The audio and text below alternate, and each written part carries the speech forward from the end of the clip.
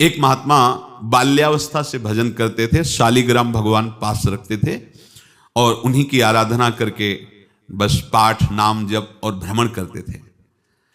यौवन अवस्था थी, गंगा जी के किनारे अपने ठाकुर को विराजमान करके स्नान करने के लिए कपड़ा ही उतार रहे थे कि 90 लोग आ गए, भाला तलवार सब ले, मारो मारो इसको मारो, घेर लिया। तो उन्होंने हाथ जोड़कर कहा हमने क्या अपराध किया, कोई सुन ही नहीं रहा। तो उन्होंने कहा मार तो डालोगे ही आप 90 लोग, हम कोई अस्त्र शस्त्र तो लिए नहीं, एक बार हमें गंगा में डुबकी लगा देने दो और अपने ठाकुर को स्नान करा देने दो, फिर इसके बाद आप मार देना। भगवत इच्छा से लोग रुक गए, स्नान किया और अंदर से प्रार्थना की, प्रभु ये क्या लीला है आपकी, आपके सिवा मेरा कोई है नहीं और ये मुझे मारना चाहते हैं। तो भगवान ने जानते हो क्या कहा उनके अंतर में, तुम मेरे में ध्यानस्थ हो करके शरीर को छोड़ो, ये लोग मारेंगे। ये मेरे भजन का फल है कि तुम्हें 90 जन्म नहीं लेना पड़ेगा, एक ही जन्म में 90 मिलके, तुमने 90 हिंसा की थी पूर्व में, तो तुम्हें 90 बार जन्म लेना होता और एक एक करके ही मारते। ये मेरे भजन का प्रताप है कि एक बार में ही 90 का हिसाब हो जाएगा।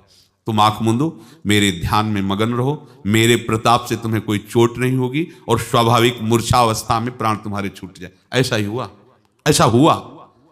तो ये बात समझ लो कि ये जो कर्मानुबंध है, ऋणानुबंध है।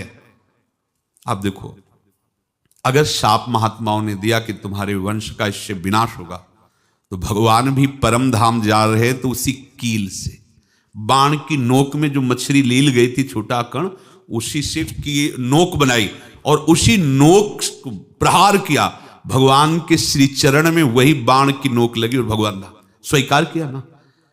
भगवान का बड़ा लीला विचित्र है। अगर छुप करके उधर रामावतार में बात, तो इधर ऐसे स्वीकार किया है भगवान ने। ऐसा कहीं नहीं दिखाया कि मैं भगवान हूं तो मैं अपने लिए, ऐसा नहीं दिखाया। नारद जी का हित किया पर नारद जी ने शाप दिया तो भगवान ने स्वीकार किया। बंदरों ने ही सहायता की, जैसा बोले थे वैसा।